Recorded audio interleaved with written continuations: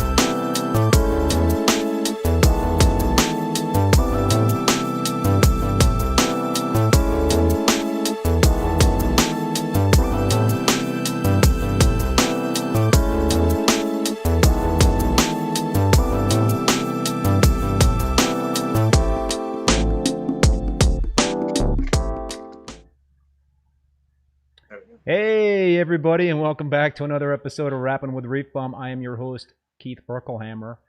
So on today's show, I am welcoming back Ben Johnson. Hey Ben, what's up, man? Que paso?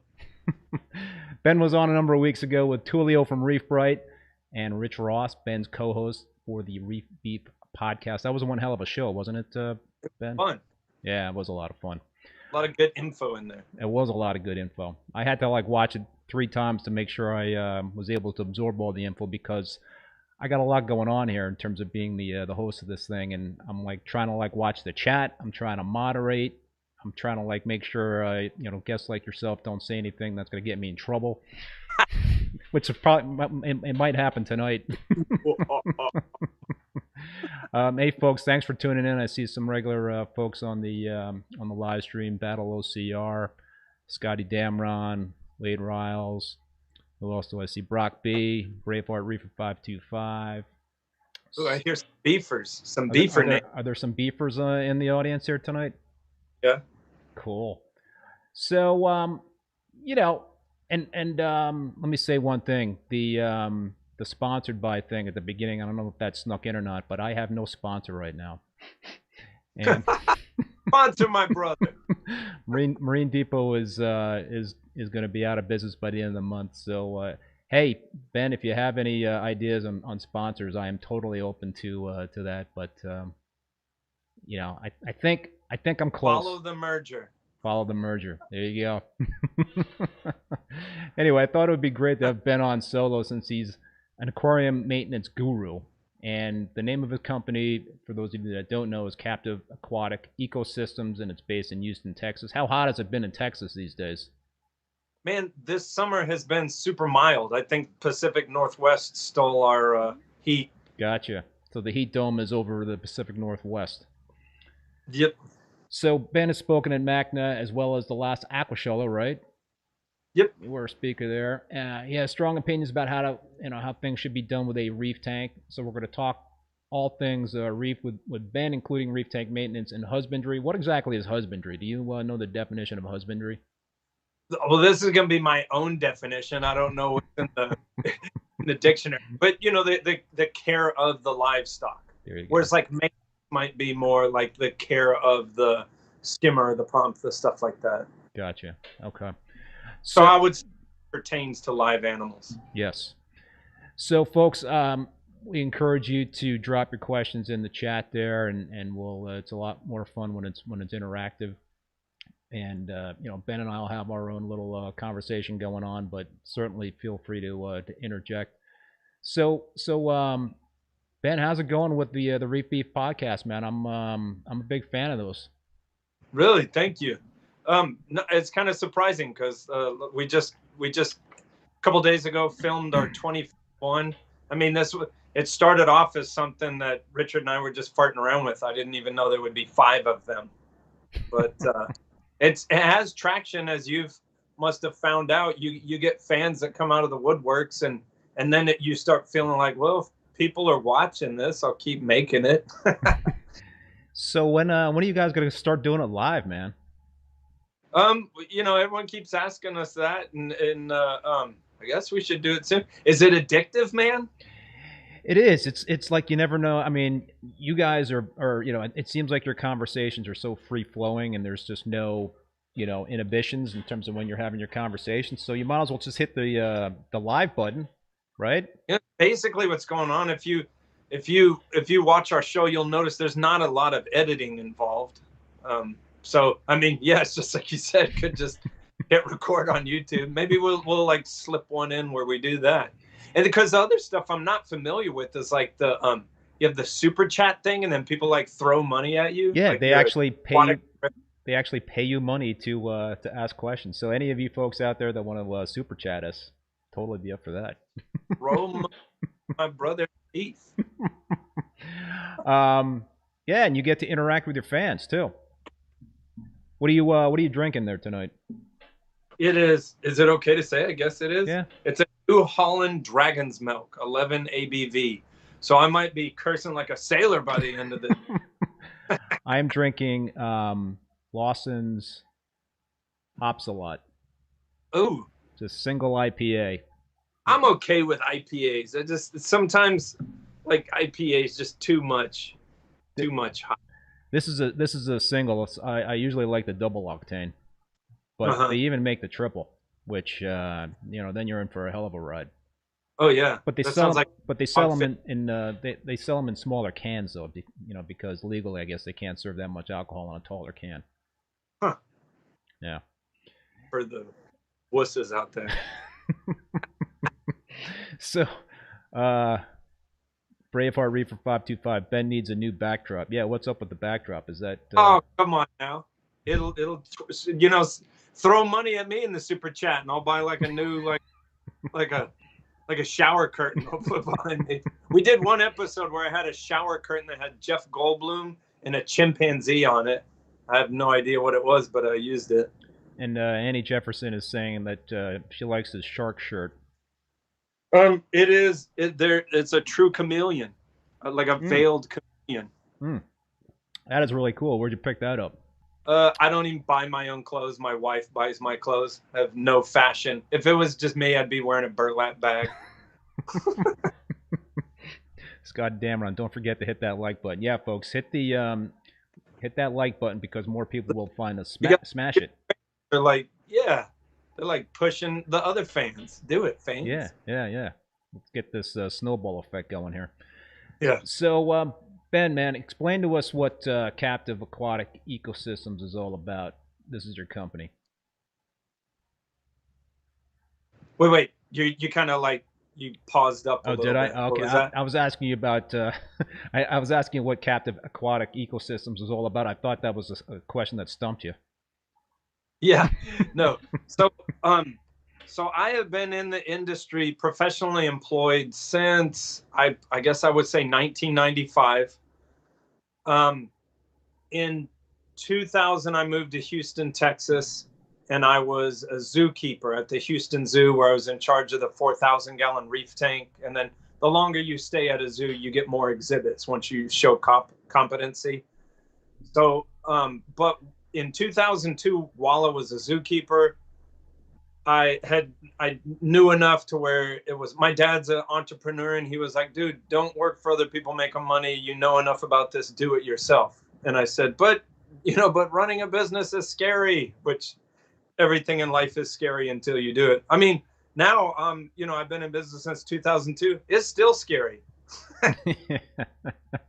But, yeah, so 2 years later, 2004, I had enough clients to where I was actually making more on the side than what I was at the zoo, which is not hard to do because zoos traditionally pay shit. Mm-hmm. And so I just splitsville. Ever since 2004, I have not had a single other job. So you're essentially taking on clients. You're doing maintenance for them. You're actually doing new tank builds, right? Yeah, new tank builds. The way a lot of different people must have a lot of different experiences in their different markets and what they're experienced. But, it's crazy because what you really want is all new systems that you set up all the time. Now, I can speak from my own experience that is not the way it shakes out most of the time. If you're good at what you do, then, I would say 90 to 95% of my business is fixing other people's screw ups. So what was the biggest disaster you ever inherited? Dude, I have 25 years of disasters. I would have to, the biggest disaster? The most pathetic tank you've ever taken on? It's a lot. It seriously is. It's a lot. I mean, I have probably, between my own business and business companies that I've worked for, I've probably set hands on over 1,000 aquariums. Wow. I have no idea. Wow. Just a lot of disasters.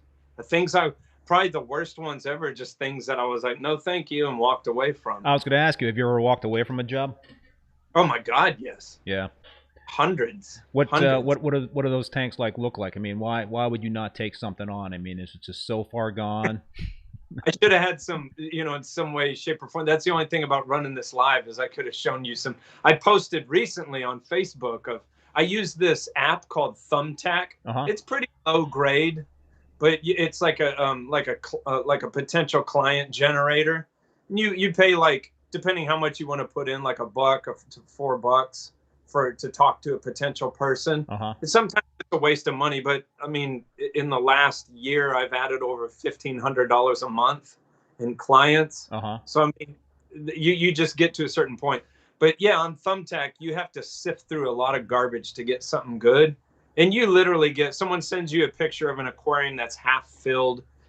And I'm talking about so much cyanobacteria that you cannot see through the front panel. And they're saying need help, And, man, see, that's the thing, man, being in business so long, I'm not saying I'm Billy Badass, but it's I've hashed out how to be professional. I know how to do all that. You do not be unprofessional to anybody. But in my head, I see that and I'm like, dude, situate that tank near a window, open the window and push that some bitch out. What are you doing? I mean, there's some garbage. My position is I don't say no to anybody. So my kind of long fought position that I had to be in business for years and years to understand this is I tell people no through a price, meaning you show me that tank and you say, can you help me? Well, certainly I can help you. Can you pay me $150 an hour? Yeah. Yes, I can do that. Boom, we're talking. I'll fix your stuff, $150 an hour. So I do it through a price. Now, if you come back and you say, that's crazy, the other guy does it for half as much. And I don't say this to them, but I'm thinking why are we talking then? Go talk to the other guy. Talk to the other guy. Yeah. So Annie Jefferson is asking you to tell the wall fire story, wall flame story. I don't know. There's flames. Tell the wall with the flame story. So in the late 90s, I worked for the original fish gallery, which only people from Texas will understand why I said the original fish gallery, in Plano, Texas, is where this was, and we had all sorts of all-star clients. I used to go in these big crazy houses and superstars. Can you drop any names? Emmett, there was no non-disclosures back then, so I cleaned Emmett Smith's aquarium for 2 years. Cool. And when we came into that situation, the company before us had burnt like a quarter of his house down from one of the aquariums. Ooh. And so he was talking to my boss, and we talked him into all new aquariums. But it was an interesting thing. I'd never really heard of this. It was called a wall fire, which so it was a 90-gallon cube set in the wall, and the idiot company before us, on the drain, it was just simply an open drain. No, this was even kind of before Dursos or any of that. It was like 1998.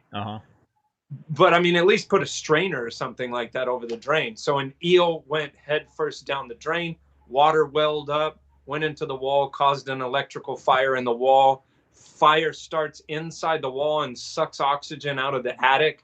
By the time you know your house is on fire, it's way past that you could have done anything about it. Wow. Jeez. Yikes. We joke because that company's name was Worlds Underwater, or what was it called? Underwater World, and we said that they went under for burning down. that was the tipping point. Yeah, but it was cool. I cleaned his aquarium for 2 years, and I only met him twice. I mean, these are like superstar.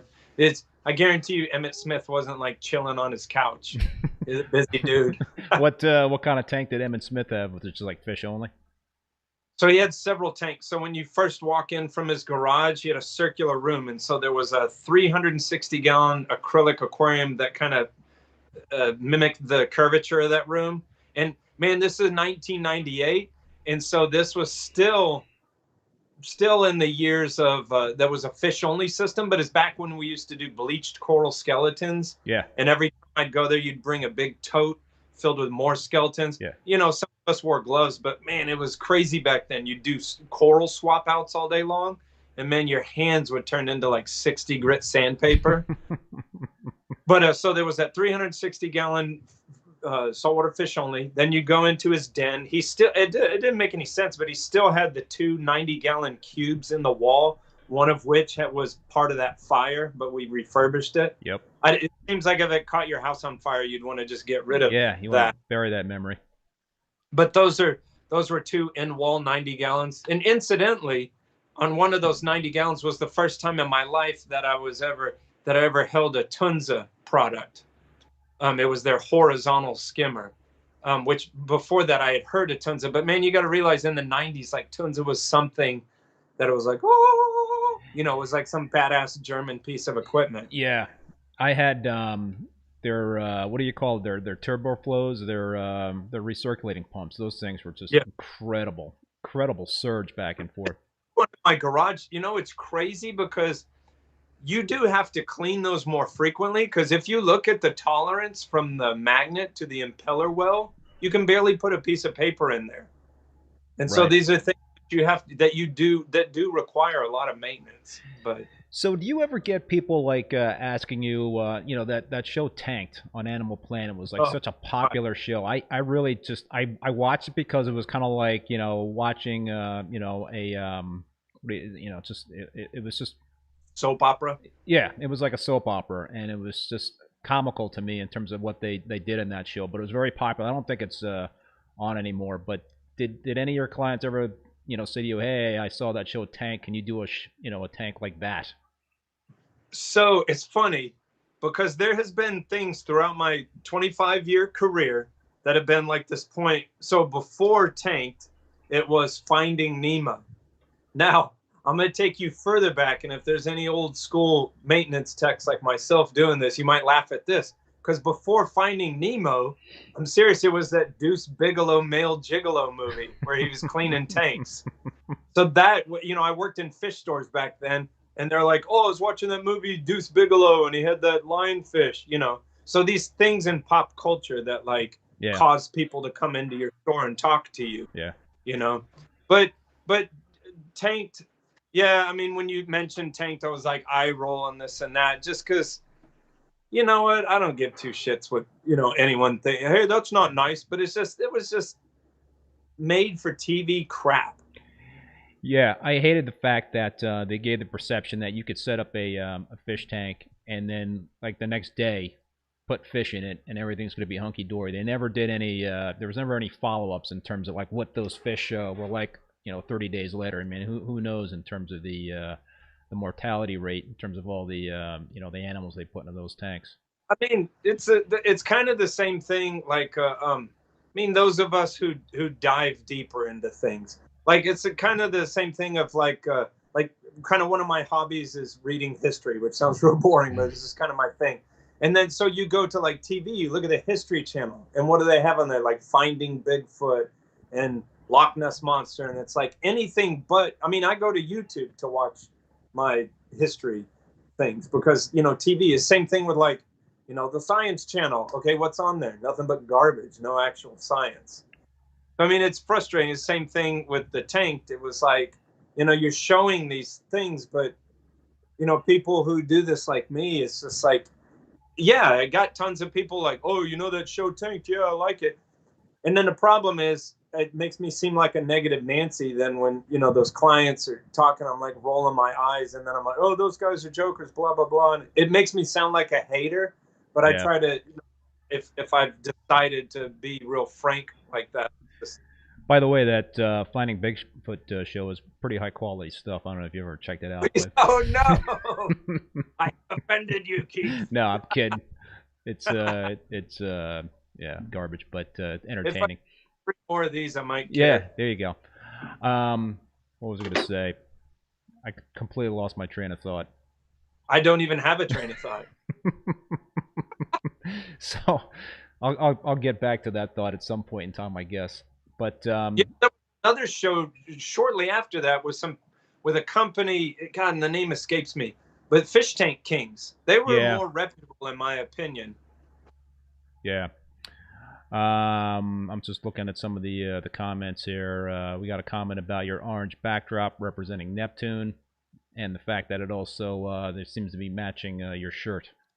Yeah. Is there any material connection to Neptune there, Ben, with that backdrop? I mean, like Aquaman with the orange I think shirt? he's talking about Neptune Systems. Oh, Neptune Systems. Nah, man. So like if you watch our Reef Beef program, like Richard is like a consummate control freak. I am like grudgingly dragged into that world because I feel totally comfortable to claim the mantle of an old salt.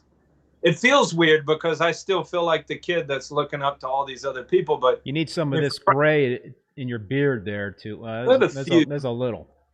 Don't poke fun at me just because I'm genetically superior. But did you lose your train of thought? I like Apex stuff, but I'm like every tank that I do does not have an Apex on it. So let's get into your your day-to-day stuff and focus. Let's first focus on the maintenance part of it all. What's your typical routine for a client in terms of maintenance? How often would you do a house call to take care of a tank, and what's really the I know there's a whole bunch of different things you do in terms of maintenance, but on a weekly basis, what do you try to take care of? So so first and foremost, I'm a business. So if it's in a glass box, I mean, to be quite frank with you, if it's your toilet bowl and you're going to pay me $150 an hour, I don't really care. Fresh water, salt water, fish only, reef, African cichlids, a turtle tank, a water feature. I don't care.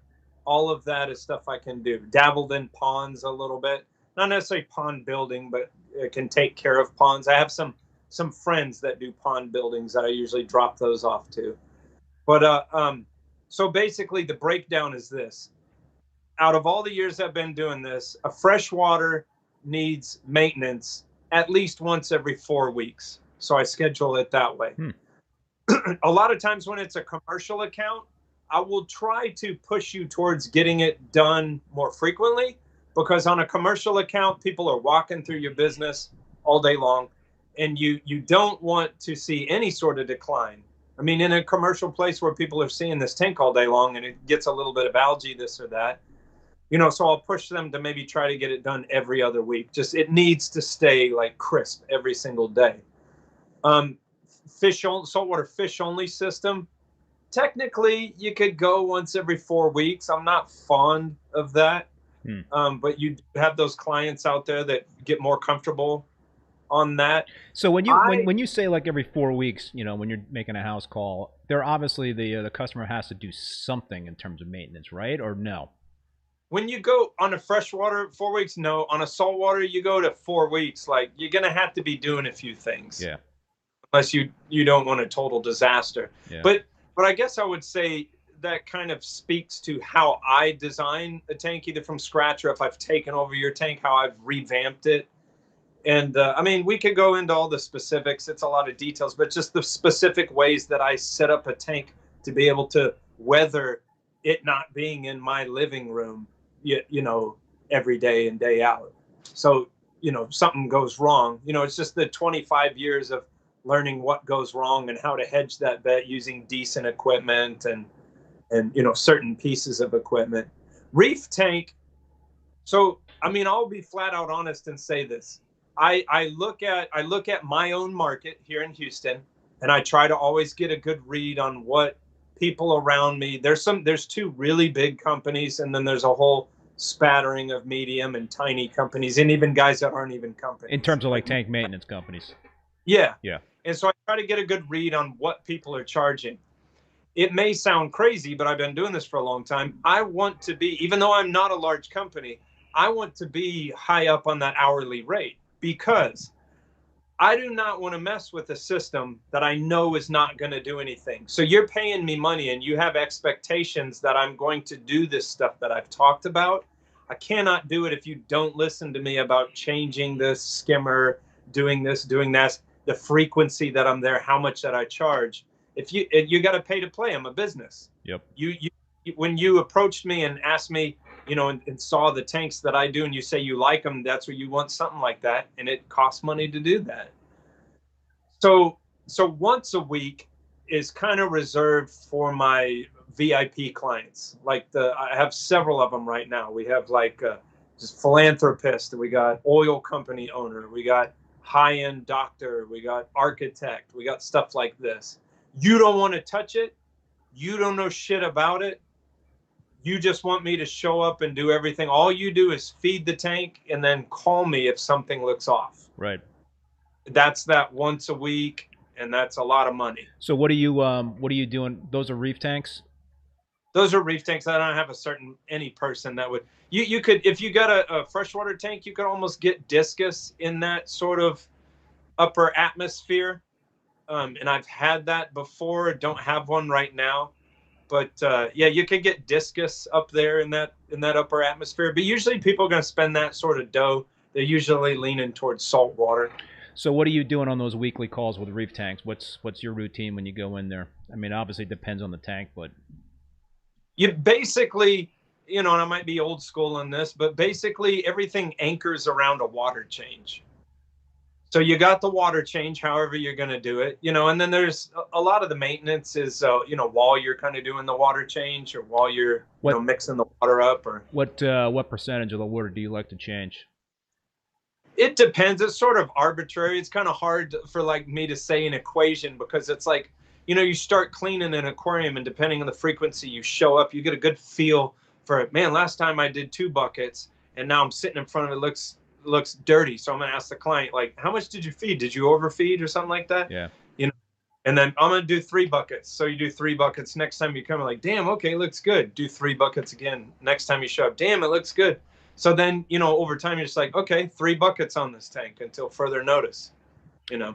And I say buckets, but it could be whatever. If you had to say, if you had to recommend to somebody in terms of tank maintenance and doing water changes, what would, if I had to like nail you down for a percentage, what would you say?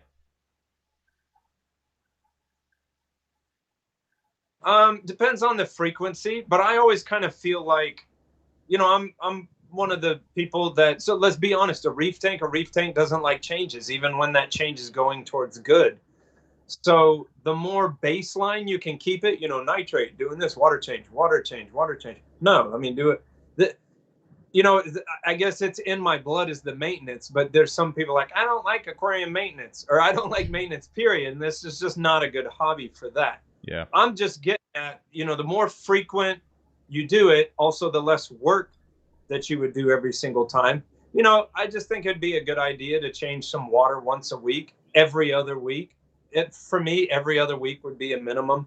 Maybe anywhere from 10 to 20%. Sort of an arbitrary number, but something around there. Yeah, I for years and years and years, I essentially change out 10% of my water every week. Yeah. So I just try to like be very consistent, and I also really try to siphon out a lot of the detritus. What do you do in terms of trying to manage? Oh, I'm sorry. I think we temporarily lost. He's back. You touched the button there, Ben. Yeah, I should have put it on the moon thing for do not disturb. Sorry about that. I told you I'm a caveman. I think you're the first guest I ever had that actually blipped out for a couple of seconds. I've had people freeze up, but I've never Really? had anybody go to blue with the Skype logo. It's like Nightcrawler from X-Men. I bamfed out of the screen. Okay, the question was detritus. Okay, so what's real popular nowadays is using your Apex to do automatic water changes, and I think that is cool. I don't like them. It's not something. I don't like them. For me, a water change is completely functional. You're doing something functional. So me personally don't really like. I know the pros and cons. So don't go in the comment section and tell me why it's good. I know why it can be good. But for me, when I'm doing a water change, I'm pulling out algae, I'm removing detritus, I'm siphoning out cyanobacteria, I'm unclogging the sand bed, I'm something functional. And so that's why I don't see, water change as something like automatic water changes. Sure, I'm biased. I'm a maintenance guy. It's in my blood. I carry buckets around and I sweat all over the place. It's what I do. But yeah.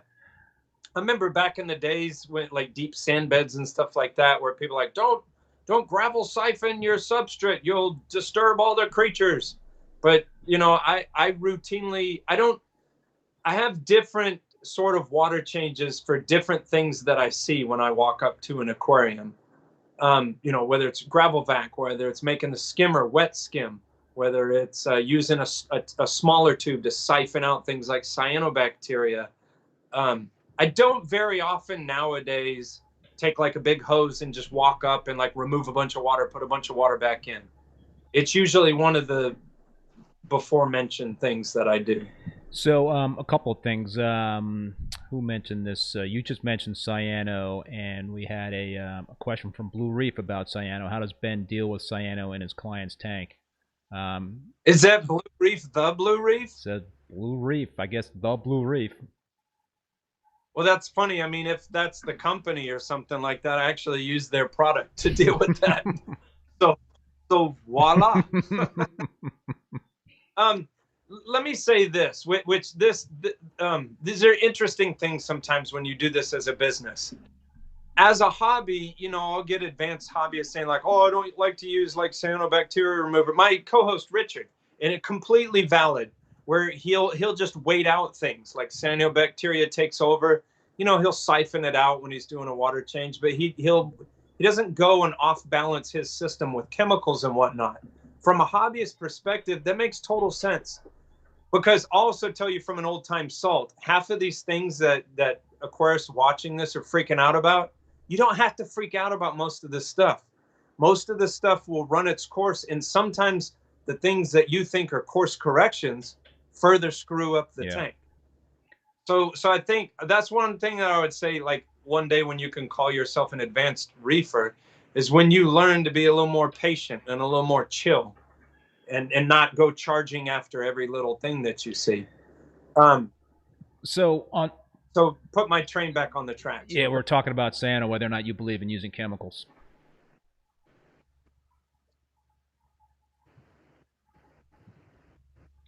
So you paused a little bit. Yeah, no, we're talking about cyano. So whether or not the question is, do you believe in using chemicals to get rid of cyano? Okay. Yeah, I'm sorry. I tend to go off on tangents.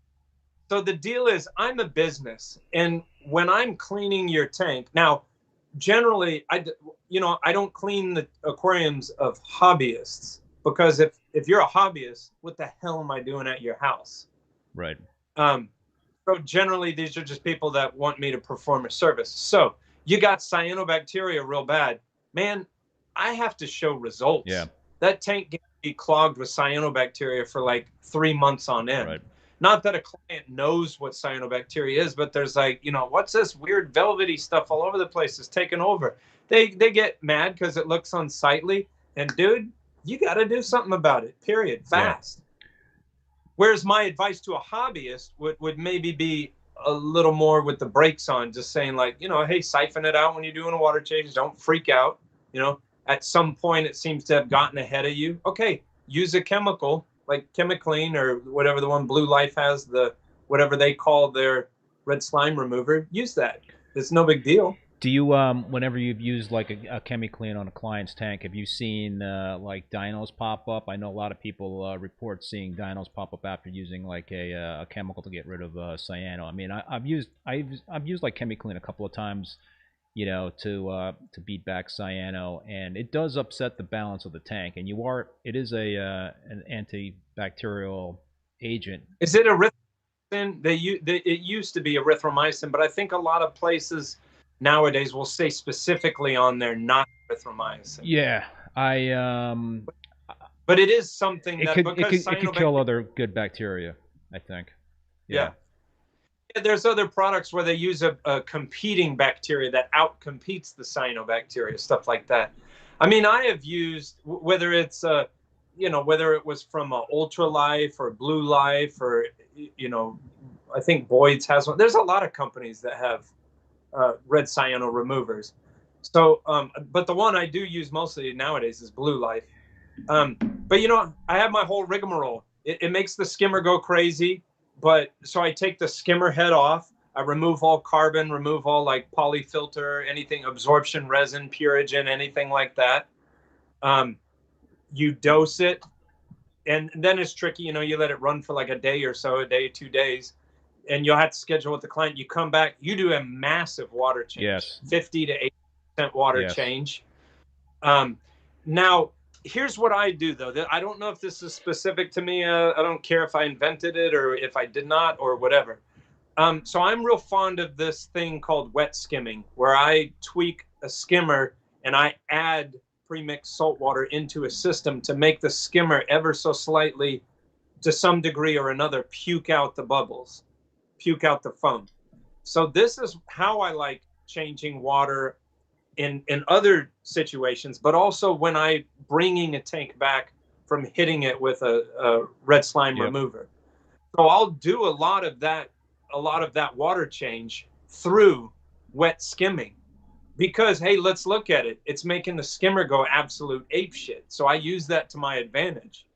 And so if you just go in and just draw out water and put water back in, I have found it to be way more effective if you use that skimmer going crazy for you to make it puke all that out. And, you know, before you've done this, you've pre-mixed a lot of salt water that's at the, you know, the pH and the salinity and temperature and all that you need. Because you're just going to, you know, lead a line from that skimmer into several buckets or a drain or whatnot. And you're just going to keep going until you've done about 50 to 80%, and the skimmer quits going so crazy. Right.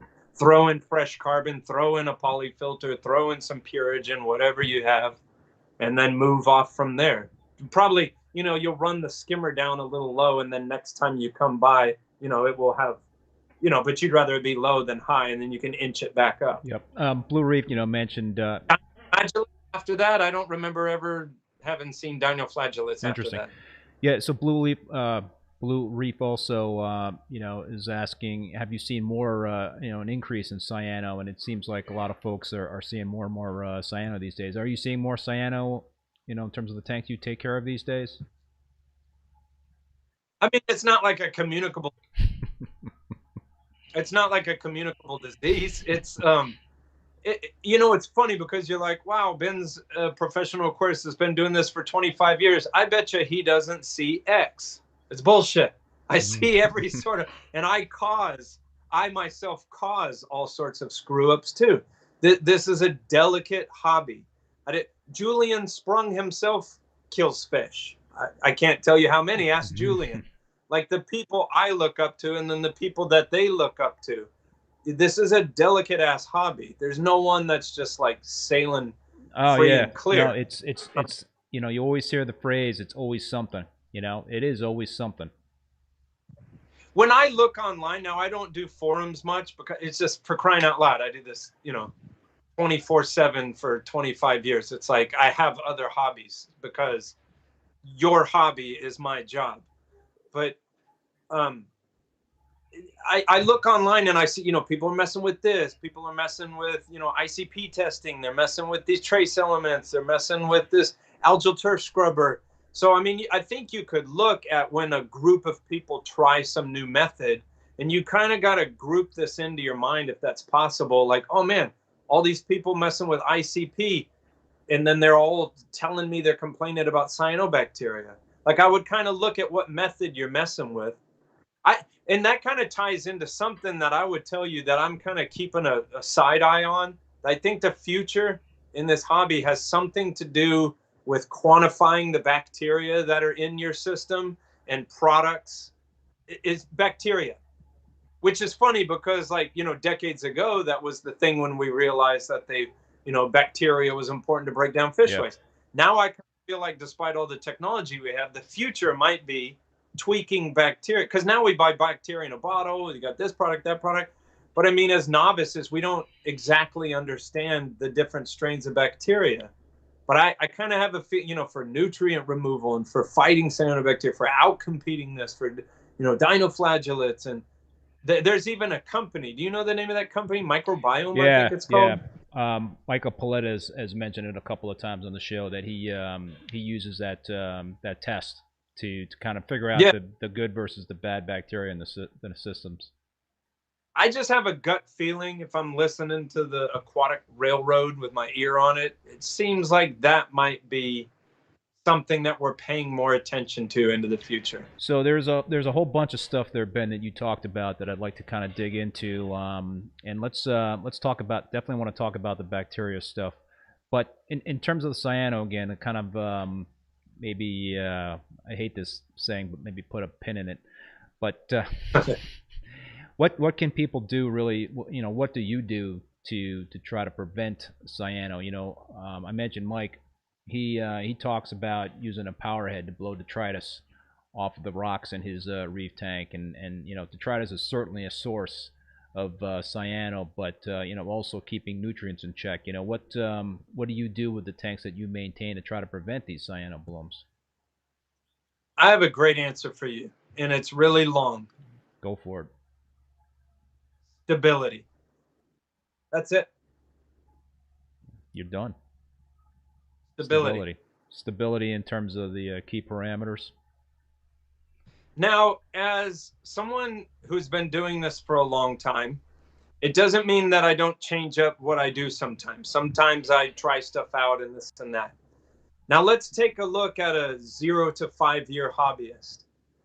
They don't know, you know, the difference between a hole in the ground and their ass. Just out of, you know, you go on the floor, they're learning what to do. Now they're going to try this, and then they tried that. Oh, I needed a better skimmer. You know, so all of that's going to create instability, which it's almost like preordained. It's going to happen. You don't know what you're doing. So you're listening to this guy, and you got this problem, you're trying this, and oh, my salinity isn't high enough. But, you know, you're learning the ropes. So inherently, everything's going to be all over the page. You know, it's funny because that's almost like a self-fulfilling prophecy. That in itself is going to give you a tough experience. Your inexperience is going to give you a rough experience in keeping aquariums because you don't know what the hell you're doing.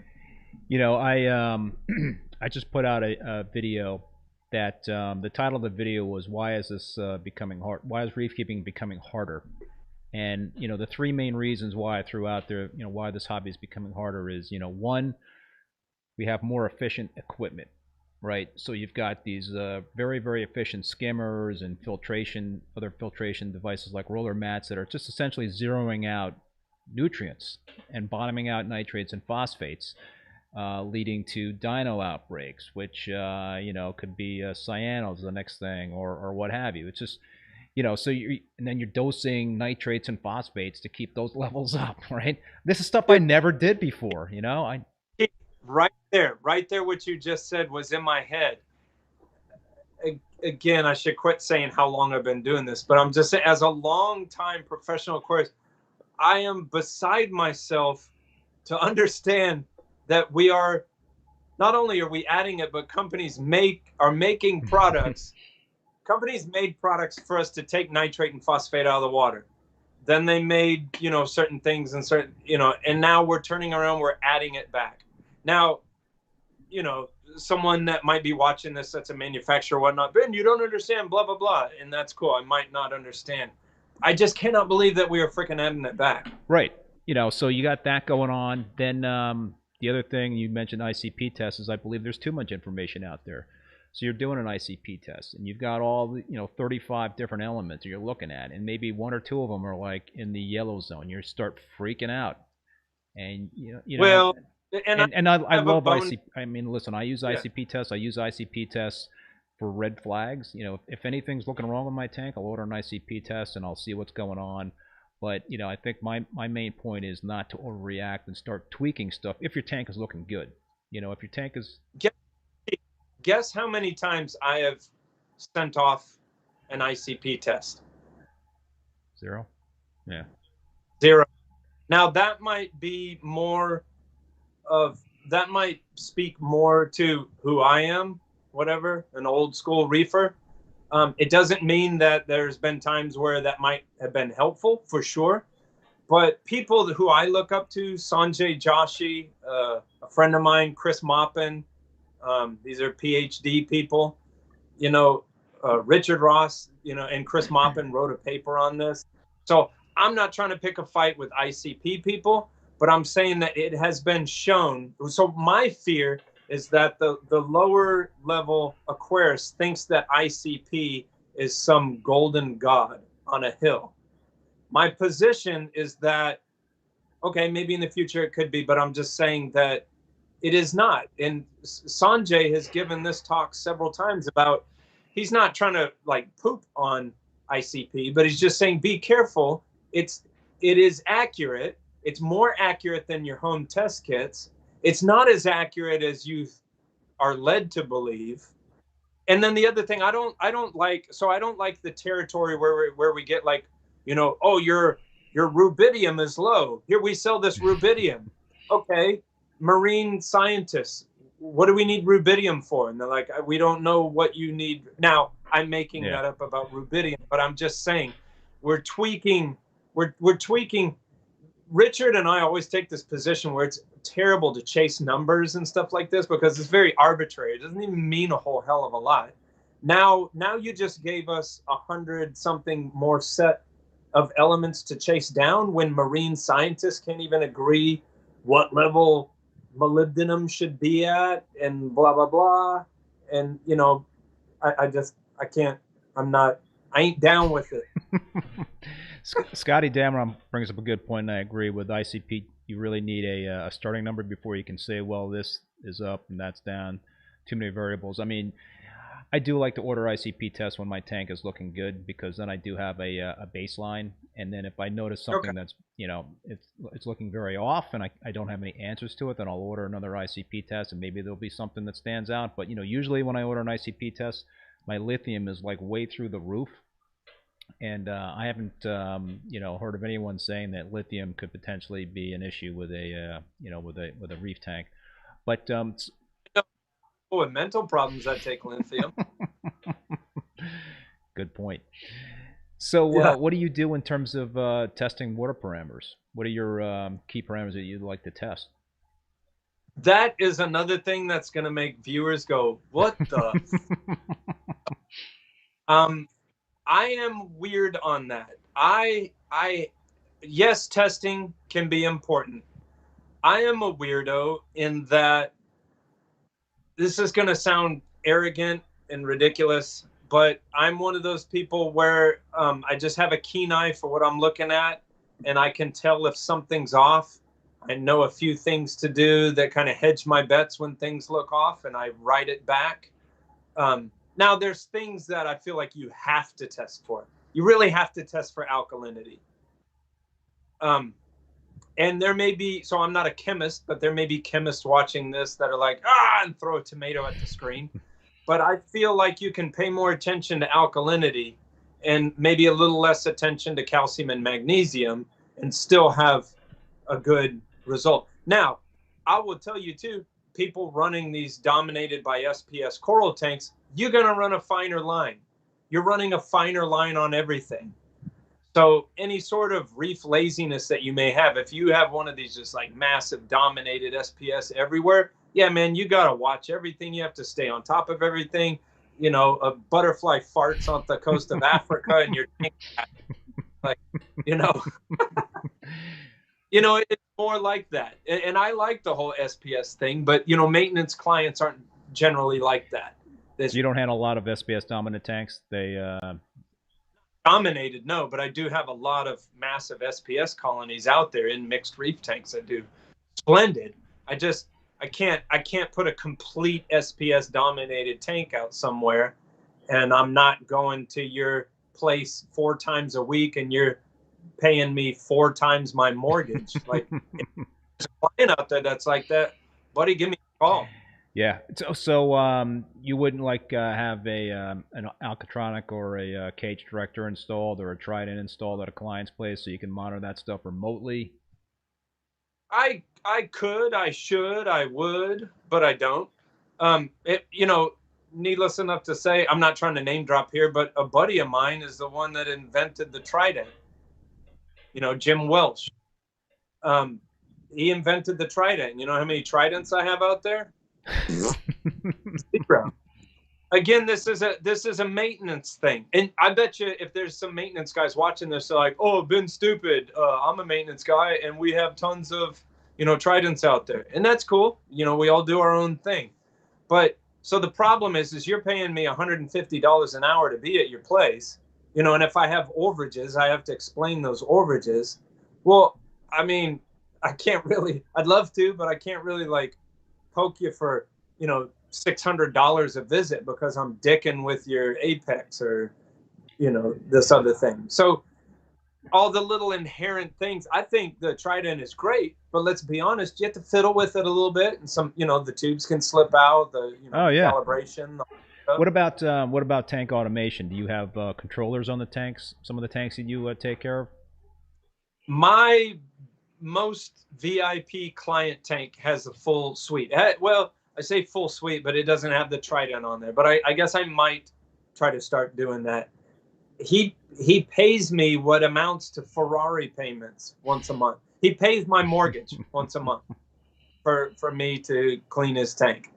And that's about what it takes. Would I love to be like dripping with clients like that? Hell yeah. Is that the reality? Those are what we call whale clients. The problem with whale clients or when you lose a whale client, that hurts. I bet.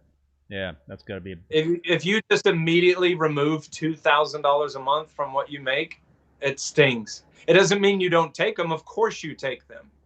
But if you center your entire business around whale clients, it's just too blocky. It's great when you get one. It hurts when you. So, I mean, you go clean all sorts of stuff and, hey, I'll tell you, even me, I clean some tanks that I would never show you that I'd maybe be embarrassed about. But they pay me $150 an hour, but they might be a 30-gallon freshwater tank with blood parrot cichlids in it. So I want to talk about the bacteria, and I also want to talk about, new tank builds that you do.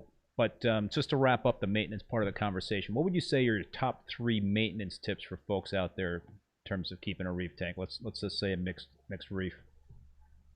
Top 3 maintenance tips. The first thing that comes to mind is learn what wet skimming is and utilize it to your advantage. Maybe, I mean, I don't know if we have the scope to do it here, but maybe I'll come back on the show, or maybe we'll do it on, we did a thing on it on Reef Beef, but I kind of go into depth about what wet skimming is. It's not necessarily something that you do. It's not something you do 24/7. It's something you do as a strategy when you go to do maintenance on a tank. So wet skimming has been extremely helpful for me. Maintenance things. Second thing I would say is we all have different personalities, different abilities to remember to do things and stay on top of things. Some people are just like, military precision on doing their stuff. Some people like, oh shit, I forgot to do a water change. I mean, we all have smartphones, use the calendars, stuff like that. our reef tanks need stability and consistency. Whatever the hell you have to do to get that stability and consistency, do it. Don't forget to do water changes. Keep track of when you added carbon. Add it on a regular basis. GFO, if you use GFO, any of these things that you can quantify, try to stay similar. You know, don't, oh, I have a phosphate problem, I'm going to put a shitload of GFO in there. Don't do that. Don't move things, even if you're moving from bad to good. Don't move things too fast. That's when you kill stuff. Move slowly. Stability, consistency. Be consistent in your maintenance. Do you prefer to use you know, like macro, like natural means for nutrient control, or do you typically end up using GFO? I think, like all of us, I'm a slave to my own experiences. We all have different experiences. So I was an early adopter of refugiums in the the beginning of the 2000s, when Lang Sai had ecosystem. And so everyone had the ecosystems, you know, and then I never bought this though, because they, you know, Lang was like, get rid of your skimmer. But I always looked at the functionality of the skimmers and I was like, nah, dude, don't get rid of your skimmer. And it was telling, because before ecosystem kind of ran its course, and now I don't even know if they still exist, but before it ran its course, near the very end, they started marketing their own little skimmer. So after a while, they're like, oh, wait, we have a little skimmer. Because, I mean, skimmers are just so great with gas exchange and nutrient removal. And now, I've also watched refugiums become more complicated. You have to realize this, too, when we first started doing refugiums, they had the, like, weakest bullshit lights you could imagine above them. You know? So you're trying to light a macroalgae to suck nutrients out, and when you put some wimpy bullshit light above there, what are you going to achieve out of that? Nothing. Yeah. So, you know, it's interesting nowadays with Kessel, and I don't know how much I believe with this stuff. Like, if you watch Keith's, you know, viewers, if you watch Keith's episode where me and Richard and Tulio were on it and we're discussing this, you know, Kessel has a light where they market that's kind of like blue spectrum and red spectrum, the photosynthetic A and photosynthetic B. Now, Tulio was kind of pushing back on that, and he was saying that's not necessary to pin those two spectrums. I don't know. This is above my head. That's above my pay grade. But let's face it, that refugium lights are far stronger. So that only makes sense to me now. But like I said, so your question was, you know, do I rely on refugiums? I have one tank out there right now that has a refugium on there. For me, refugiums turn into a detritus trap with a frickin' mess, with a live filter in it that sometimes shits the bed and causes problems in the tank. And if you want to think about it philosophically too, so, you know, you're only removing nutrients when that macroalgae is growing vigorously. If you don't remove pieces, throw it away, and just keep up with everything to keep that macroalgae growing vigorously, you start getting a nutrient profile that is not being up to. It's not, a refugium is not an incredibly stable thing.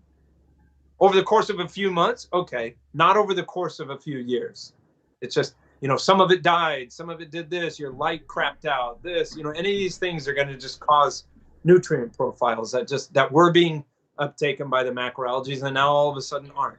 It's not the most stable way. So you digging more on like algae reactors and algae scrubbers for that sort of thing?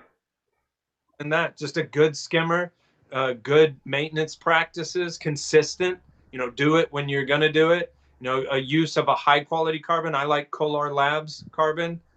Maybe a couple other things that scavenge nutrients like Purigen or Purigen. Seachem has a kind of a new product that's like a more effective Purigen. I can't remember the name cut of out it. when I. But and just good. You cut out when I asked you that question in terms of whether or not you just you know, would prefer to go with algae reactors or scrubbers versus a refugium.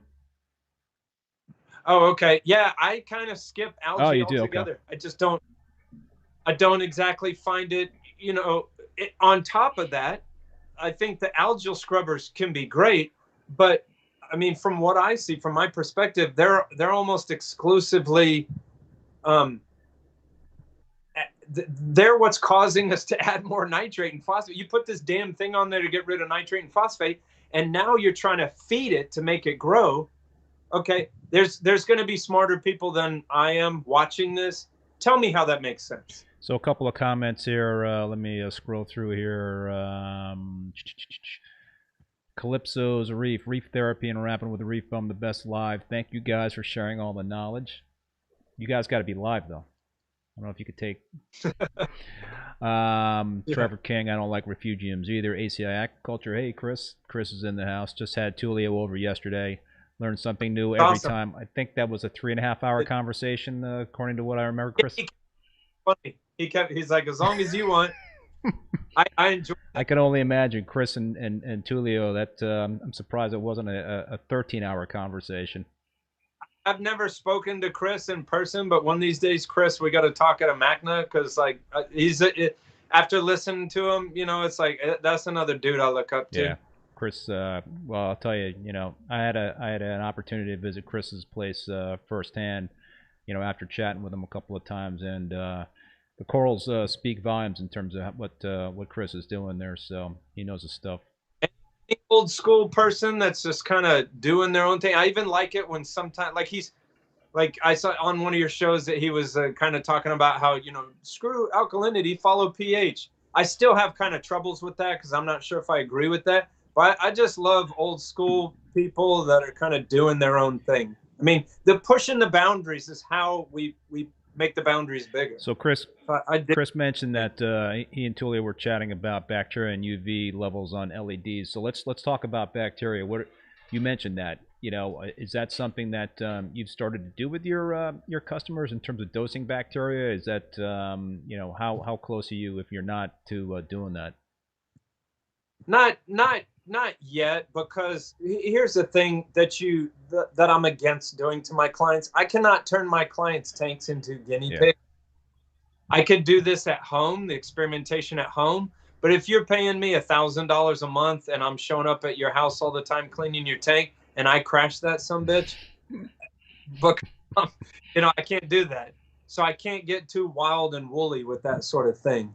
But it is something, you know, as a diehard hobbyist and a professional, like, I have my work thing, but then I come home too, and I try to keep my finger on the pulse of what hobbyists are doing and what the industry as a whole is doing, which direction it's going.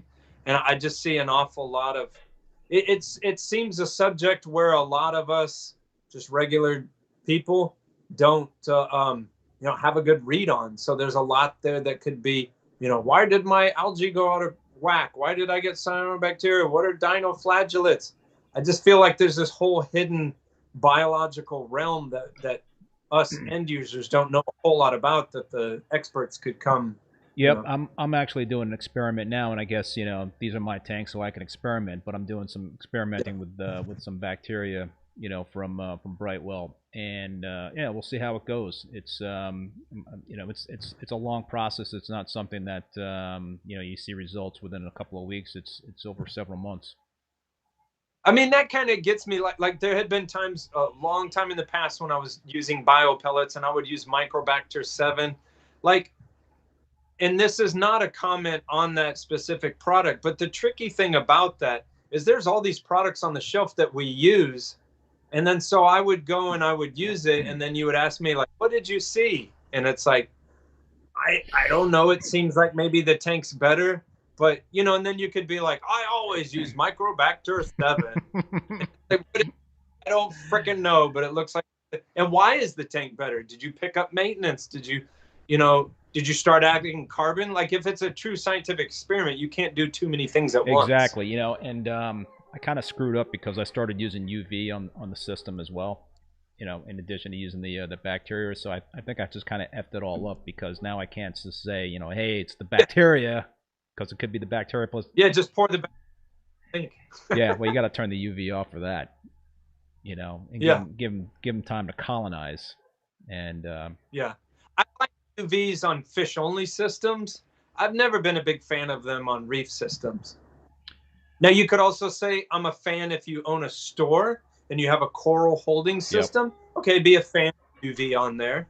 But as a a home reef tank. I don't know. Not big on UVs on there. So the first UV I put on was for my new 225 gallon Peninsula tank, and I had a serious outbreak of dinos, and you know, I ID'd them as a free floating type of dinos that go into the water column at night, and I put a UV on, and within you know, I did a 2-day blackout. Knock on wood, it's been like, you know, over 2 months. I have not seen them back, so I'm just continuing to run that UV. And my theory is, in terms of the UV is not being harmful to the reef, is because all that beneficial bacteria is pretty much going to be in your live rock.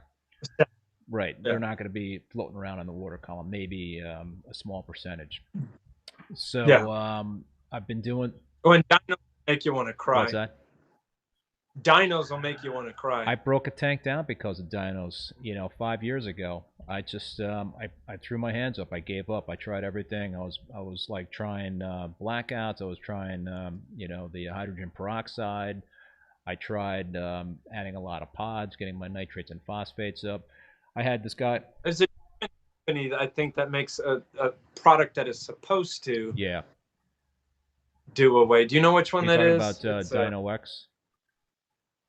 I think so. Who makes that? I'm spacing on terms of who makes that.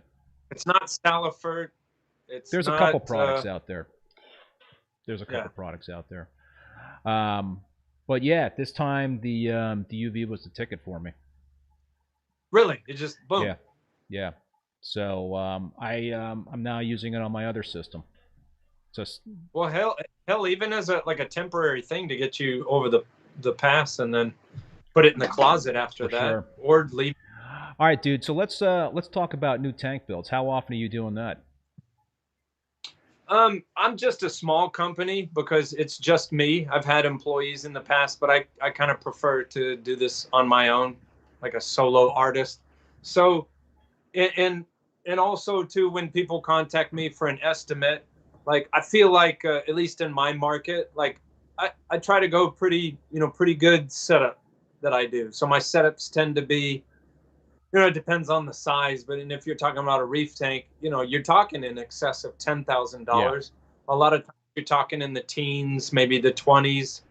I did set up a $60,000 tank once. It was many years ago, but the VIP client tank that I have, that one was $50,000.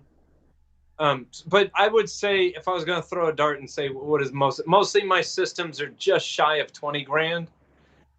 And so it just doesn't happen all the time. You go through, you know, you get a lot of phone calls, either for maintenance for a jacked up system, or now and then you get, you know, this kind of song and dance that I do for a living. It can be real interesting. You live and die on your own sword. So, you know, it's funny. I kind of come from nothing, just a small town in Texas. And it's like prior to this, I had no experience being around like famous or wealthy people. And frankly, in the beginning of my career, it scared the shit out of me. And I didn't come from money, so I didn't even know how to act around money. You know, it took me a lot of years to understand that. But, you know, and again, not to sound arrogant, but now at this point, it feels weird because I've sat across from like CEOs of a Fortune 500 company and, you know, really kind of went hard in the paint about convincing them to do a certain thing. You know, just kind of after being around enough of these people, you know, you just kind of, you get kind of more, I don't want to genderize it, but you just get more oomph to dealing with them. Yeah. It's like, look, dude, you don't say the name, but it's like I've stood in front of Emmett Smith and talked him into something. I stood in front of this, you know, Fortune 500 CEO and convinced him to do this thing that he really was kicking and screaming, but I got him to agree with. So after a while, you just, you know, you get better at convincing people to get these systems. But I don't know. So to get back to the question, is how often does this happen? Maybe once or twice a year. So when you do a new tank build, do you ever get into like a custom aquarium, or is it all like, you know, mass manufactured? Oh, that's all. That's all. Do you have like a tank builder that you like? Is your kind of go-to? What's that? Planet Aquariums, Planet hands Aquariums. down. Okay. What do you like in terms? Go ahead. Acrylic, not a giant acrylic fan, but if I was doing acrylic, there's a what a time to have a brain fart. They're in Arizona. Okay. They took over from Tenacor. They took over when Tenacor died. So what's your owner. go-to in terms of a custom glass aquarium? Low iron glass, Euro bracing, external overflows. Does it vary? There might be someone watching too that's like, boo. Okay, so low iron glass. I could be wrong at this point, but early on in the game, low iron glass was largely something that you were sold to just upsell the tank. Now, I do remember times in my career in Dallas, there was this lady that had a 700-gallon glass aquarium that was very tall. And the tank was that kind of greenish looking because there was so much iron in that glass. So yeah, that could have been a good point. The thing that trips me out is these little tanks like Ultim Systems or whatever that are like low iron, these little tiny glass. Yeah, I would argue with you that what sort of clarity are you getting out of that? It's not a big deal. It's more like just trying to find an ass to fit in it. Like. Low iron. I would never get a tank that doesn't have low iron glass. Let me help you get the hook out of your mouth.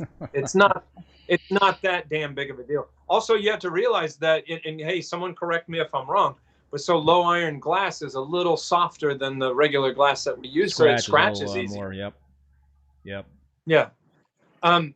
So, I love Planet Aquarium, but if you're contacting me and you want to go full tilt, it's I always do custom, and so I love the one with the PVC bottom. Yeah. If we're gonna go balls to the wall, let's get a tank that's gonna outlast you. So the PVC bottom, probably the steel, structural steel outside surrounds. It's funny. I do in some of the things that I do carry with me the fact that I've been doing this for a long time. So sometimes I still use the traditional internal overflow box. Oh, really? I could like the external one a little more. It's just I just don't find too many troubles in my opinion. Now, if I'm putting a tank in the wall, I'll more often than not go towards the external overflow because I don't like external overflow when it's a standalone tank sitting against a wall because then you have to come up off the wall a little bit. I don't like that look. But things like the bean animal overflow, I find that a little on the excessive side. People are so afraid of like, what if my overflow clogs? Well, don't put a 1-inch overflow. Go to 1.5 inch or 2-inch overflow. I always like 1.5 inch for the drains. That's a big thing that I would recommend to people. If you're lucky enough to where you're getting it, I got a bonus or I won the lottery. I'm going to get my new tank.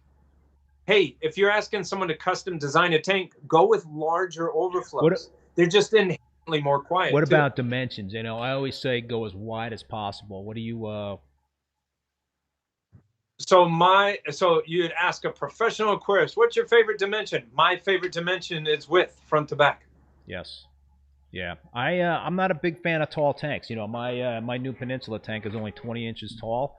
I've always had 24-inch tall tanks, and let me tell you, man, I am digging it. I love the and it's 36 inches wide, so 20 inches tall, 36 inches wide. It's great because also I love live rock, and that's another thing we could talk about. I'm not into these whole fancy aquascapes. I don't know what you do in terms of like NSAs or what have you, but I just I find like I don't need to build up the aquascape that high because it's only 20 inches tall. I'm using live rock. I don't have to do a lot of stacking, and I'm just digging that. But I think what's that movie? I'm spacing out the name. You Boogie Nights. You wear what you dig. You wear what you dig. Yeah. I love the Boogie Nights reference. There was another question before. I mentioned live rock. And I referred to, I guess I made a soft reference to dry rock. But sand versus bare bottom, what do you typically like to do with your tanks? That was a question before. I cannot stand bare bottom. Can't stand it. Ooh. Okay. However, sand can also drive you a little batty. Yeah. Yep. I think I would say too, especially in shallower tanks, like you're talking about. You're talking about shallow where it's hard to get that good flow. But inherently you've got the pumps close to that, and if you're trying to really push some water around, the sand making a balding spot over here, packing up over here, and killing your coral over there, it's going to be a little mind numbing. But I've had a couple clients where it's the fixer-upper, where you come in and you're trying to fix things up. Then they're like, I'm trying to do this, bare bottom tank. In this one client, it was just driving me nuts. I was trying all my freaking 25 years of experience, trying this, trying that, next visit, try this, try that. And it's like, I don't know what it was, like biologically couldn't get it to behave. My new tank is bare bottom. This is the first time I've ever had a bare bottom tank. So 25 plus years of keeping reef tanks. Always had a sand bed. Love the look of the sand bed. But it's a 6 foot long by 3 foot wide peninsula tank that's gonna be SPS dominant. I need a lot of flow. So I've got 2 MP60s and 2 MP40s, on the overflow side, and then I got 2 MP40s, on the other side. So I got a lot of flow cranking, and there's no freaking way that I was going to be able to keep a sand bed in that tank. All your sand's going to be in the middle. Yeah. I obviously, as we do, I'd sit around cooking up. Oh, wouldn't that be crazy if? I always kind of thought that would be cool. Like you have a 200-gallon tank, and then it's tied to another 200-gallon tank that doesn't even have lights or anything on it, but just had not a deep sand bed, because I was never a fan of those, but like a 1 to 2 inch thick like sand bed in there. It could be a cryptic zone. It could be partitioned off and have some of the equipment in part of it as well. But so you could do a bare bottom in this tank, but it's like actually tied to a sand bed. Yep, a couple of comments here. Jose Estevez, beef. What up, Jose? Yeah, that's a beef. Jason Langer, I also need to have a substrate. I'm using the Reborn Calcium Reactor Medium in my reef tank now, and I love it. Huh, interesting. Yeah. Awesome. That's the fish cookies. So, dude, can you hang around for another 15 minutes or something like that? I'm yours, baby. I'm not going to touch that one. So, so folks, definitely throw some more questions or comments in the chat, and we'll throw them. We'll get them to Ben. What else do we want to talk about? So we talked a little bit about live rock. What are your thoughts in terms of starting a tank? Do you use dry rock to start it, or do you try to find live rock? It's funny. It's hard for me to I don't even know what's available as far as live rock goes nowadays. So you and me have been doing this for similar amounts of time. When I first started in the mid 90s, the main rock that we were seeing was Marshall Island. Yes. And I don't know if it's one of great those stuff. things where I don't know if it's one of those things where you like have, it's like, like the founding fathers of the United States, we act like they never did anything wrong, but it's just because over time, like I just remember Marshall Island being like, if you saw a piece now, your jaw would just fall on the floor. Yeah. Like the deepest, thickest purple coralline, and without much of anything to worry about. So, but not too long after Marshall Islands went away, then it was all about Fiji for a long time. And that was pretty good stuff. But I mean, like I said, again, if anyone watching this had been around during the Marshall Island days, it was just like, you ain't never seen live rock like this. Yeah, I think I had some of that stuff. Yeah, and I remember, it's kind of hard because prices would be all over the page. But I remember people selling it for like $10, $12, $15 a pound. Crazy prices like that. That's what I think, newer hobbyists don't understand. I remember back in the days when the most money you were spending on a reef tank was from your live rock. Yeah. Now it's kind of like that's lights or something. Yes. But it used to be your live rock was the most expensive Tonga thing. Branch was also really high quality stuff. Really high quality stuff. I use dry rock. I use dry rock that is former Fiji rock. We've experienced a lot of hurricanes. I'm in Houston. We experienced a hurricane in 2008 that wiped out my 1,000-pound live rock vat. Ooh. But I can also tell you that somewhere around those years, this industry was like, you know what, we don't really do live rock anymore. So I was kind of like, you know what, screw it, it's dry rock. You know, what's funny is I set up reef tanks and you get rock back, you this, that. I can't seem to put a dent in this 250-gallon Rubbermaid container that I have of dried Fiji live rock. So I've never ordered Marco rocks. I've never ordered Pukani BRS. I've never ordered.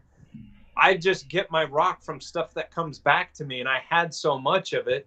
You know, you run a reef tank for 5 years and then these rich people like, oh, we're done with this. You take all the stuff back. So, you know, you kind of get it back, take it back, get it. So this live rock has probably made me a lot of money because I sell it and then I get it back like so many years later. That's a good business model. Yeah, and I'm not trying to pick a fight with anyone, but you know, when you get like a Marco rock, it's real heavy stuff. And they say porosity. If you look at some of my dry Fiji live rock, it doesn't compete with the porosity. Right. It's not the same thing. Right. So I mean, I always fall back on what I have. I started my my new tank with KP Aquatics live rock, and I'm not plugging their product or what have you. You know, it's Florida. What's that? Is it Florida? Yes, the Keys. They do things where they rent out like a part of the ocean something front. like that. But this stuff was pretty sweet. I think I got it for like $8 a pound. Plus, I got 100 pounds, and I paid $200 to have it shipped overnight in water. You know, so they shipped it in water, wow. And it just came in with incredible amount of biodiversity. Of course, it had a lot of brittle stars. It had a couple of mantis shrimp in there that I was able to extricate. A lot of pistol shrimp, which I think there's still a couple of them snapping away in the tank. Randomly clicking. Yeah, so a little unnerving. But and that's good stuff. So a couple other comments that I'm seeing here in the chat. The Scotty Damron, does Ben prefer calcium reactor or two-part? I prefer two-part because you got to understand where I'm coming from too. Is that I've also watched over the years, man, calcium reactors have come a long way as well. But I do two-part, and I'll be completely transparent for you here because you'll make pretty good money selling the two-part to the client. And it's just freaking easy. It's a doser that doses it in. I like to be able to pretty easily quantify it. I'm adding 30 mils a day, and then I go and check their alkalinity. It's not enough. I bump it up, and I just, you know, and it's quantifiable like that. Yeah, I know calcium reactors can be quantifiable, but man, back in the 90s and the early 2000s were the last times that I was messing with calcium reactors. And they all the models back then would get vapor lock real bad with the, you know, carbon dioxide bubbles. And that sort of made me go like, eh. But, you know, when you've been doing this for a long time, there are things that you're like, oh, I don't mess with those. Right. And people will say, dude, they're better. Yeah. And it's like, yeah, I know they're better. And maybe I'll come full circle one day. And I'll pop back and forth, you know, between calcium reactors and two-part. And I just recently transitioned from two-part to a calcium reactor for my 187-gallon system, which actually has 2 frag tanks plumbed into it. But the reason why I did that was because I was using like 300 mLs of each two-part a day, and it was just killing me cost-wise, just killing me, you know. What I like to do is use a Vast Marine K1 Kalkwasser reactor, and in the past I have tied that to the ATO. That's not exactly the best way to do it. So I'll get a doser, and I'll dose a certain amount of Kalkwasser. Now, Kalkwasser is not good at bringing you to your levels, but it is pretty good at keeping you around the levels. But I also like to use Kalkwasser to kind of it does a lot of things. You know, it'll precipitate out phosphate and many other things. It'll react with carbon dioxide. But I also like to use it to kind of take a little bit of the shine off of so much part A and B. And it's good in terms of elevating the pH. I do the Chris Meckley methodology in terms of the Kalkwasser method. And I know there's going to be a video going out pretty soon about what exactly Chris does with that. I had a system that was running one of those CO2 scrubbers, and I ran that experiment for like a year and a half. it kind of became a pain in the ass. And then I implemented Kalkwasser, and I was like, dude, it's just way easier. And it did everything that the scrubber was doing. So I've seen this question pop up a couple of times. It might have been from the same person, but what about getting rid of bryopsis? When you see bryopsis in a system, how do you tackle that? So I'm going to sound like an asshole here, because by and large, now granted, you know, I'm not above any sort of pest, but by and large, I just, you know, with consistent and good maintenance practices, I steer around that. Now, when I come take over a tank that you neglected, that's when I come into contact with it. I don't really come into contact with systems that I set up from scratch and am maintaining. But when I'm coming by and rehabbing your tank and trying to pull it out somewhere. So how do I deal with it? I will tell the client, the new client, that there's a cheap way and expensive way. The expensive way is shit can your stuff and let's start over. You know, and they look at the price and they're like, oh golly, I don't have 15. Like, okay. Or, you know, be patient. I'm going to do a bang up job, and I'm just going to do all my things that I do. I'm going to introduce Kolar Labs carbon and using a small amount, changing it frequently. I'm going to have maybe poly filters or Purigen in there somewhere. I'm going to do, you come this often and do, you know, concise water changes, you know. But I do like to take, until the bryopsis is gone, I like to use a smaller diameter hose and remove as much as possible. When you're cleaning, the water change and everything else, remove. That bryopsis is sucking up nutrients and kind of sequestering it. And so if you just ignore it, it can die, and other bryopsis somewhere else in the tank will sequester it as well. That's the classic example when someone comes in and say, my tank's full of algae. I did a phosphate test. I'm not reading any phosphate. And it's like, dude, there's a shit ton of phosphate in your tank. It's held in by the bryopsis. If you did something to kill all of it at once, you're going to have a massive amount of phosphate in there. So remove. Do things to address how you got the bryopsis, and just keep removing. Consistent maintenance and power out of it. And pinching the bryopsis with your fingers is not necessarily the best thing to do, right? Because if you pinch it, you could release some spores in the water and it could spread more, right? If it's releasing spores and that's your issue, then get a UV sterilizer that at least you're using temporarily, and run it in the style of busting up algae spores. So how do you so you're essentially find it effective to siphon it with a little hose? You can Yeah, and I'm pinching it, and I might be doing something dumb, but it seems to work. It seems to work for me. Yeah, gotcha. Have you ever tried dosing peroxide, Andy Jefferson? I have watched people do all manner of things, and I know there's a lot of people that probably the guy that made that comment, you know, has done that successfully. Maybe that made me a little nervous, and again, if I'm doing it at home, okay, I'll experiment with mine. I'm not putting weird things or trying weird things in client tanks. There's a problem. It's not my tank. They have $3,000 worth of corals in there. I dump something in there and kill it. What's my answer? You know, I can't do stuff like that. Dude, we're about an hour and a half into this thing. What else do you want? I'm like Chris Meckley, man. I'm just like, you want to keep talking, I'll keep talking. The wife's not showing up, shaking her head at me, so whatever. So yeah, anybody else have any questions? Put them in the chat. What's coming down the pike with the Reef Beef, man? What are you guys going to be talking about? We recently recorded, but we didn't air it yet. I think we try to put our stuff out every Friday. So we recently recorded our 25th show, and we kind of dedicated it to the beefers, to our fans we call beefers. And that kind of happened. I don't even know how that happened, but it was just like, we should call our fans something. So we call them beefers. And so we dedicated to them. There was a membership at a certain level. You got to ask us questions. So we answered a bunch of those questions. And I don't know, we'll keep, that's what I said, is as long as people are watching them and they give two shits, then we'll keep. As long as I can call up friends in the industry and get them to give us money for talking about them for 2 minutes at a pop, I'll do that too. Whatever it takes, right? I mean, I'm a maintenance guy. I'm not driving around in a Ferrari, so whatever side you get. I got 3 kids. Man, life is crushing me, bro. Hey man, you gotta make a living, right? Yeah. So we got another question about the sand bed. Does Ben siphon sand beds fully, or does he recommend only surface?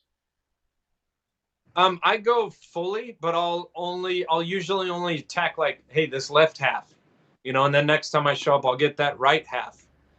And I also have a specific method. Sometimes I feel like I'm in a vacuum because I don't go on forums, and besides what I do for work, it's only like kind of what I see and this and that. So I sometimes don't know what other people are doing. But so I make my own gravel vacs out of Harville clear PVC. And then I like the tubing I like from BRS, that silicone tubing, because it's easier to pinch. So sand is notoriously impossible to gravel vac. But here's the deal. If you go in at the sand and then you hold the gravel vac very diagonally, and then you kind of work pinching that soft tubing line. Now that's why I don't use vinyl or any other like Lowe's or Home Depot line on a gravel vac. I like that BRS soft silicone because I kind of modulate and pinch it. And you can do it to where you can see the detritus come out, but you're not pulling the sand out. Whereas if this was a freshwater tank, you're going in vertical and kind of doing that. Sand, I go in real diagonally. Do you believe in, unicorn? Yes. Okay, that was going to be my next question. Shallow sand beds or deep sand beds? I go like an inch, yeah. Inch and a half, not really 2 inches. Yeah. And I also really don't like sand. I'm thinking like Carib Sea special grade aragonite, the one that you're not sure. You can almost kind of call it sand, but it's like tiny gravel. I think South Down was like that, or that whatever flake. Very, very small flakes.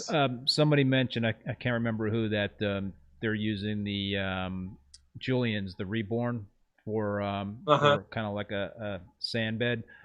But that's cool. I've got a whole bunch of Carib Sea large arm media that they changed their formula over the years, so there's a much lower melting point.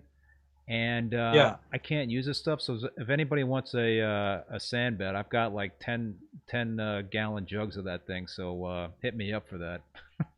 Hey, if we're talking quirky things, and I was going to put this on Facebook when I'm ready to do it. For a decade, I have a mesh bag where I have been collecting dead snail shells out of clients. And I've got enough for a decent sized tank, but I have no idea why I want to do this. But hey, that's what the freaking hobby is about, right? I have no idea why I want to do this, but I want to make an entire like 1.5 inch bed tank of, Australia, Trocus, conchs. I just want the whole sand bed made out of snail shells. You know what I do with my things that shit the bed in my tank? So I live in Vermont, and we live in a very rural area, woods and all that stuff. When something dies, I take it and I chuck it outside. So there's, in the woods, there's scattered like, coral. People think it's coral skeletons. There's like clam shells. There's crap like that all over the place. And just the other day, we got a dog. I guess the dog like fished out one of the clam shells. And I'm like, oh, that's interesting. Yeah. Somewhere in Vermont, there's like a forest littered in Tridacna shells. Yeah, so we're going to get some biologists one of these days, snooping around our woods, and is going to come upon this discovery and think they... Or Keith, 1,000 years from now, scientists will be, there must have been a shallow reef here. Exactly. So I have a fun story right there. My very first reef tank ever, I think it was 1995, but I had an Australian sea apple, but I also had an Ebo Jaeger, which now is Eheim, but an Ebo Jaeger heater running horizontally across the back of the tank. Well, that sea apple traveled across the Ebo Jaeger, it kicked on, and it kind of burnt them in half. It killed all my fish, and I was so pissed, even though I knew it. it's in a group of animals called holothurians, and it has a venom or poison in it called holothuria. But so I took that thing, and back in the day I lived across from an elementary school football yard, and I threw that thing into the yard. Well, the next day I saw like a group of kids standing around this thing. I didn't walk over there, but I know they're like, it's aliens. What the hell is that thing? They're like poking it with a stick. I just was sitting there watching it and being like, yeah, let them be confused. It's crazy stuff. So, man, listen, I think we're gonna wrap it up. I'd love to have you back on. I think Chris is offering up to join you on one of these live streams. Chris. And old school unite. Yeah, I think he also invited you down to his facility if you're ever in Flaw. So. Hell yeah. Yeah. So, dude, anything else? Hey. Well, let me say thank you for having me on. I like what you're doing. I think you need more and more and more fans. I think you deserve it. I think you're kicking ass, and I like what you're doing. Thanks, man. Likewise, I'm a big fan of what you guys are doing, and I think we should definitely keep helping each other out and keep spreading the word. Hey, aquatic themed is that what they say? A tide rises all boats. Is that how it goes? Yes. Right. All boats rise with whatever that. I said backwards. Yeah. All right, man. Any other final words before we do a wrap? Just whatever you're doing, keep it consistent. Yeah, good advice. All right, well, that's going to do it for this show. I definitely want to give my sincere thanks to Ben. Love to have him back on solo in combination with somebody else. We got all these weird combinations. We had you and Ben and Tulio. Now we might have you and Chris. I'm having a hard time kind of connecting all the dots. Yeah. My max though was 3 guests. I don't know if I could, unless I have a true Brady Bunch screen going on here. I'm not sure I can get more than four screens going. Anyway, so my next live stream is going to be Thursday, July 29th at 7 p.m. Eastern Standard Time. This is going to be another treat. I'm going to have John Coppolino on, who's known as Cops. He's had some really big old tank. Yes, he's got like a 1,300-gallon display tank. He's had some SPS corals named after him. He's won Tank of the Month honors a couple of different times. What's that? Isn't he in D.C.? Yes, he's in the D.C. area. Yeah.